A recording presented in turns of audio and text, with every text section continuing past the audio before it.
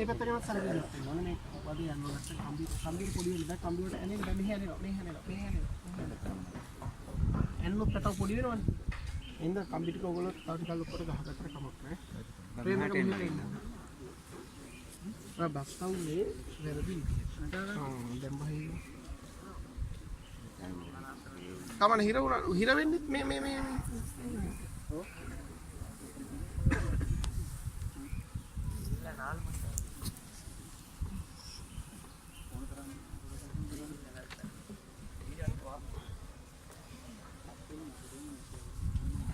හරි බඳින්න. තව කෙනෙක් බඳින්න. එකක් එර ගහන්නේ. දෙපැත්තෙන් දෙකක් දාන්න ඕනේ. ඈත් වෙන්න බලගන්න. ඈත් වෙලා බලගන්න. යා ලඟුණාම පේන්නේ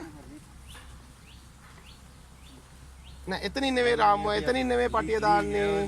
නෑ මේ මහත්තයාට මං කිව්වේ. අන්න හරි. ඕව වරද්ද ගන්න එපා දැක්කනේ. ඔයා දාපු ගැටේ දැම්ම නම් වදේ බැඳිලා නැහැ. ප්‍රේමයකට අහු වෙලා නැහැ නේද එතකොට?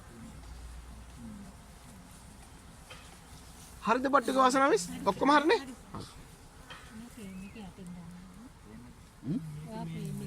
ඔයත් හරිද දැම්මා නෑ නෑ මං අහන්නේ ඒක තමයි වදේ දාලා තියෙනවත් හරි ඔයා හරි තව තද කරන්න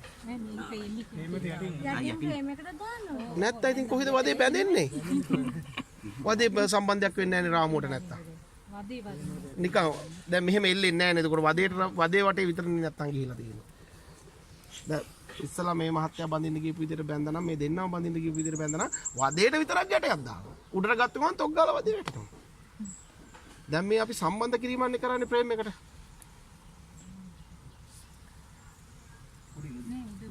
දැන් උඩට ගන්න. උඩට ගන්න.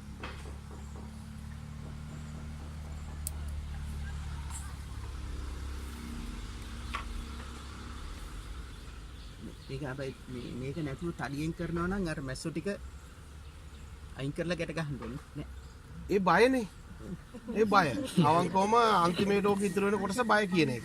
ඒ නිසා ඒක නැති වෙන්න තමයි මෙහෙම කරන්න දෙන්නේ. ඒක නම් තද හරියට ස්විමින් පූල් එක වතුර නැතුව පීනන්න ගන්නවා වගේ වැඩක් ඒක.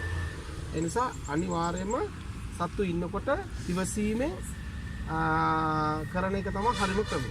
මොකද අයි මේ වදෙන් පැටව මැස්සෝ අහක් කරොත් මොකද වෙන්නේ? උස්නත් නැතිලා කීටෝ නෑ. පුළුවන් තරම් ඉක්මනට දැන් මැස්සෝ ටික මේකට දෙන්න ඕනේ. නැත්නම් මේ බිත්තර පුපුරන්න ඕන කරන සෙල්සියස් අංශක 34ක උස්නත්තේ නැති වුණාම හරියට කිකිලි අහක් කරා වගේ බිත්තර රැකලා තියෙනවා. එහෙනම් ඉක්මනට මැස්සෝ දෙන්න. රයිට් ඊළඟ දෙන්න. ඊළඟ දෙන්න. මේ හරි වස